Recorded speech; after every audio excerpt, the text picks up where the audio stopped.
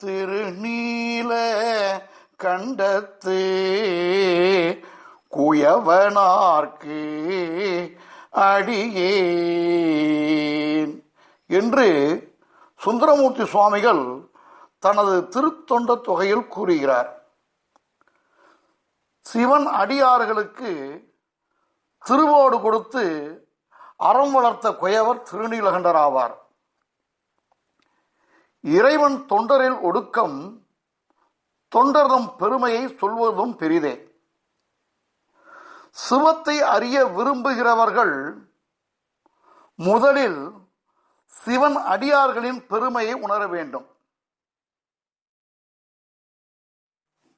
மண்பாண்டம் செய்யும் வளமான குலத்தில் அவதரித்த திருநீலகண்டர் இறைவனுடைய திருநீலகண்ட நாமத்தின் மீது அதிக ஈடுபாடு கொண்டு இருந்ததால் காலப்போக்கில் இவரின் இயற்பெயர் மறைந்து திருநீலகண்டரானார்.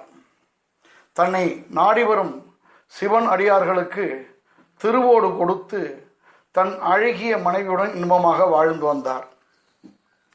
ஒரு நாள் நீலகண்டர் காம மிகுதியால் தாசி வீட்டிற்கு சென்று வந்தார்.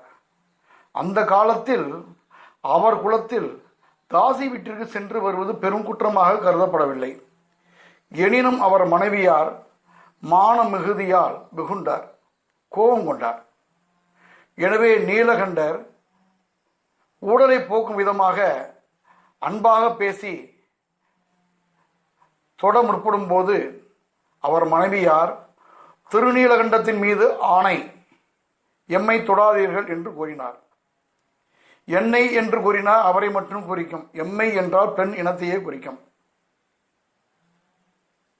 திருநீலகண்டரும் இறைவன் மீது பற்று மிகுதியால் எம்மை என்று கூறியதால் உன்னை மட்டுமல்ல பெண் இனத்தையே இனி மனதாலும் நினைக்க மாட்டேன் என்று உறுதி பூண்டார். இப்படியாக இவருடைய சத்திய வாழ்க்கையானது பிறர் அறியா வண்ணம் ஒரே வீட்டில் ஒரே அறையில் ஒருவரை ஒருவர் தொடாமல் தொடர்ந்தது. எனினும் நீலகண்டருக்கு வேண்டிய அனைத்து கடமைகளையும் செய்து வந்தார் அவர் துணைவியார். காலங்கள் பல உருண்டு ஓடியது. இளமை மறைந்தது, முதுமை வந்தது, உடல் தளர்ந்தது. எனினும் இறைவன் மீதும் இறைப்பற்று மீதும் சிவத்தொண்டும் குறையவில்லை. இந்நிலையில் இவரை சோதிக்கும் விதமாக இறைவன் சிவனடியார் வேடம் பூண்டு அவருடைய இல்லத்திற்கு வந்தார். வந்தவர் தன் திருவோட்டை பத்திரமாக வைத்திருக்குமாறும் சிறிது காலம் கழித்து வந்து வாங்கிக் கொள்வதாகவும் கூறுகிறார். இறையருளால் அந்த திருவோடு காணாமல் மறைந்தது. ஒரு நாள் சிவனடியார் திரும்பி வந்து தன் திருவோட்டை தரும்படி கேட்கிறார். அனைத்து இடங்களிலும் தேடி பார்த்தும் காணவில்லை.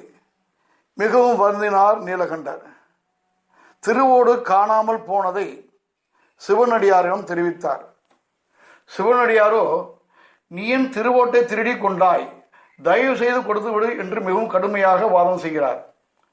ஆனால் நீலகண்டரோ தான் திருடவில்லை, ஆனால் அதை வைத்த இடத்தில் காணவில்லை, எனவே அதைவிட உறுதியான புதிய திருவோடு தருவதாக வேண்டுகிறார்.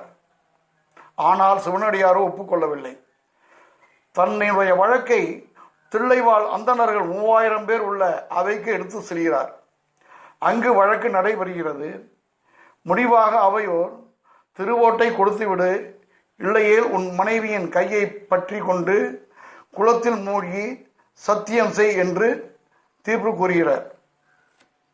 எனவே ஒரு கொம்பை, அதாவது மூங்கில் குச்சி எடுத்து தான் ஒரு நுனியும் தன் மனைவி ஒரு நுனியுமாக பிடித்து கொண்டு குளத்தில் மூழ்கி சத்தியம் செய்வதாக கூறுகிறார் நீலகண்டர். சிவனடியாரோ ஏற்கவில்லை. வேறு வழியின்றி இது நாள் வரை பிறர் அறியாவண்ணம் வாழ்ந்த தவ வாழ்க்கையை அவையோர் முன் வெளிப்படுத்துகிறார் நீலகண்டரும் அவர் துணைவியாரும்.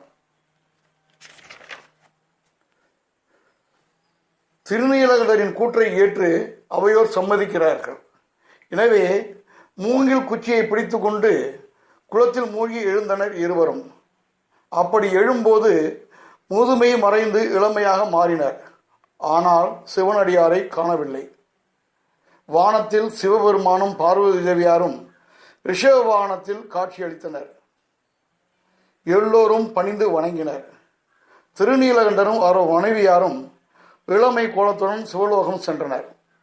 இதன் மூலம் நாம் அறிவது, ஒரு சில வினாடிகள் ஏற்பட்ட சத்தியத்தால் திருநீலகண்டத்தின் மீது ஆணை என்று கூறியதால் தன் இளமை பருவத்தில் இருவரும் காமத்தை வென்று தவ வாழ்க்கை வாழ்ந்ததும், தாங்களுக்கு ஏற்பட்ட ஊடல் பிறர் அறியாவண்ணம் வாழ்ந்ததும் சிறப்பல்லவா? திருநீலகண்ட நாயனாரையும் அவரதும் துணைவியாரையும் போற்றி துதிப்போமாக. திருச்சிற்றம்பலம்.